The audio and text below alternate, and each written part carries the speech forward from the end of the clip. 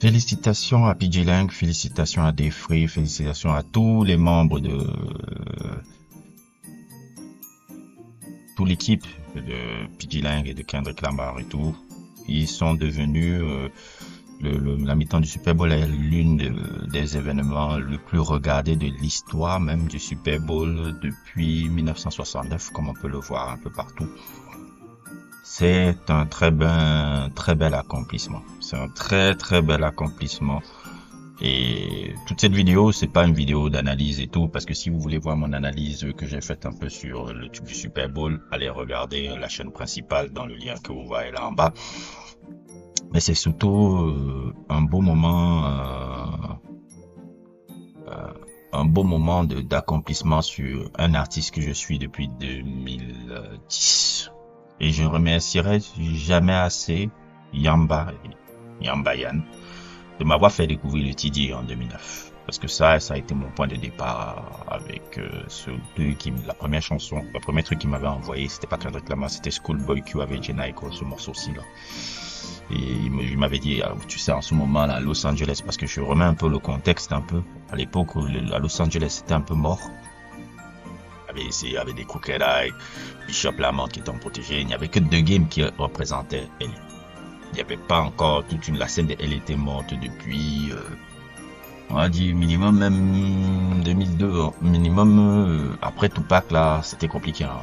Après Tupac a été très compliqué. Hein. Snoop Dogg, il avait quitté Death Row, il était beaucoup plus à nos limites. Les Stinger, après les trucs, ils étaient compliqués. Il y avait l'exploit avec Crooked Eye. Puis il y a eu Bishop Lamont, il y avait Bobby Crickwater, je sais pas s'il vient de Los Angeles. Je sais pas s'il vient de Detroit ou de Los Angeles. Attends, faut que je dise pas de conneries. Mais en tout cas, il y avait Bishop Lamont. Lui et The Game était par le biais G-Unit Aftermath, surtout G-Unit a permis de faire vibrer le personnage de The Game qui est beaucoup plus un protégé de Dr. Dre que quelqu'un qui est venu sur la houlette de 50 Cent. C'est que Interscope l'avait mis sur la houlette de G-Unit pour que en G-Unit il ait beaucoup plus d'exposition. Surtout qu'à l'époque, Tony Yao était, comment dire le mot? Tony Yao était en prison. Bref, The Game, et à partir de là, dans ce qu'ils ont fait, comment dire, à partir de 2005, 2010, il n'y avait que The Game. Et de 2010, l'émergence de TDE a été très importante et tout. Ils étaient un label qui était indépendant pendant 13 années, mais là où ça a vraiment pris, moi, le premier gars de TDE qui sort, c'est J-Rock. Le premier gars de TDE qui sort, c'est J-Rock. J-Rock avec la chanson All My Life. C'est le premier gars de TDE qui sort là. Et c'est la première fois que je découvrais un gars de TDE, mais je les connaissais pas. Je savais même pas que Kendrick Lamar, si vous vous rappelez, même il apparaissait même en background déjà. Ce truc qui rend hommage un peu dans Not Like Us et autres tout là, il montre que c'est ici tout a commencé. Et je me rappelle que Kendrick Lamar, il était déjà dans le background. Et pour voir que le gars là va devenir le super. Et c'était juste le hype man de J-Rock. C'était J-Rock le gars. C'est le J-Rock qui a eu le premier. Il vous l'explique dans Art Part 6. C'est J-Rock qui c'est J-Rock qui a ouvert la voie un peu avec son premier contrat qu'il avait signé à Atlantic avec, je crois que c'était Warner ou Atlantic, je sais plus. Warner, je crois que c'était la Warner pour le son All My Life qui tournait beaucoup en radio et tout. Et voilà. Et après Schoolboy Q que j'ai découvert des années après par mon ami Yamba et il m'a envoyé Kendrick Lamar et ça a été avec Cut You Off que j'ai découvert Kendrick Lamar. Depuis là, je suis un hyper fan un peu de ce qu'il a représenté, de tout ce que le mouvement TD a représenté et la manière dont ils ont su gérer ce label. Comme je dis, TD, c'est d'être trop sans les dégâts, c'est d'être trop sans les dramas et que les dramas se règlent toujours de manière quiet, même quand il y a un truc qui sort, qui fuite, ça se règle toujours, sauf là, même quand il y a le truc sur son fils là, vous voyez, caca clean. Top Dog, c'est quelqu'un qui est clean, il arrive toujours à être clean dans le truc et l'émergence de ce label là est fantastique. C'est aussi la victoire de voir que le gars est au Super Bowl.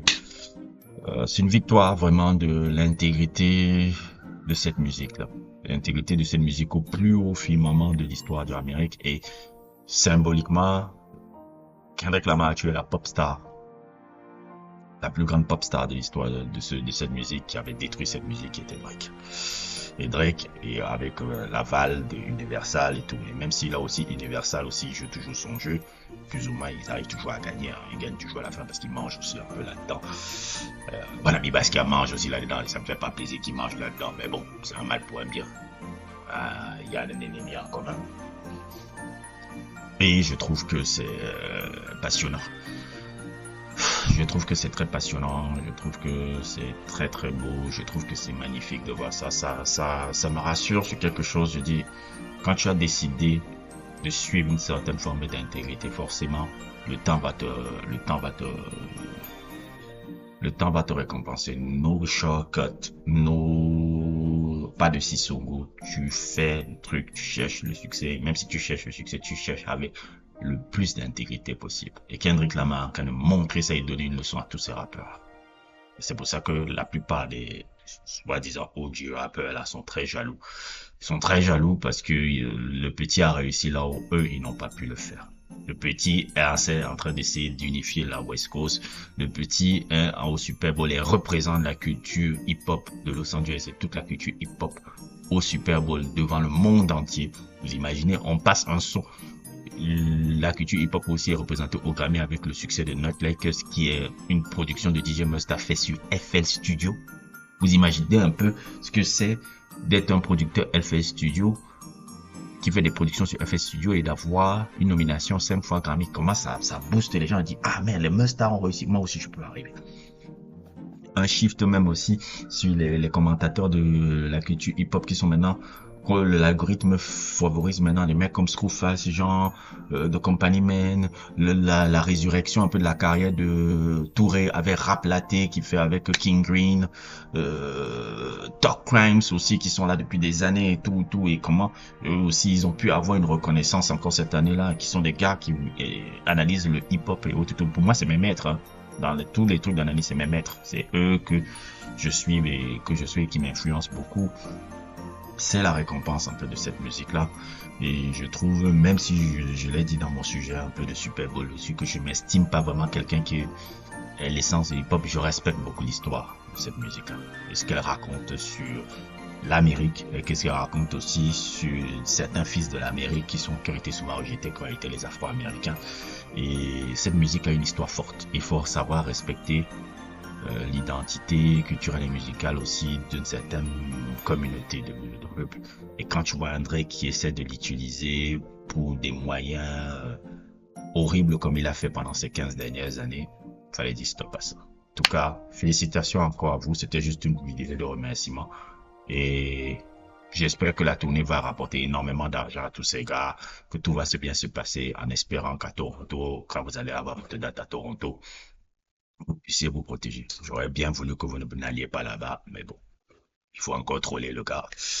Moi, je pense que peut-être c'est le troll de trop, mais bon, je touche du bois, rien ne va vous arriver. En tout cas, j'espère.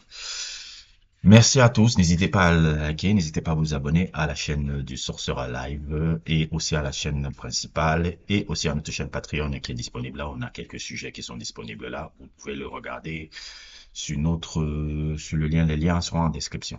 Merci encore et à plus pour d'autres aventures.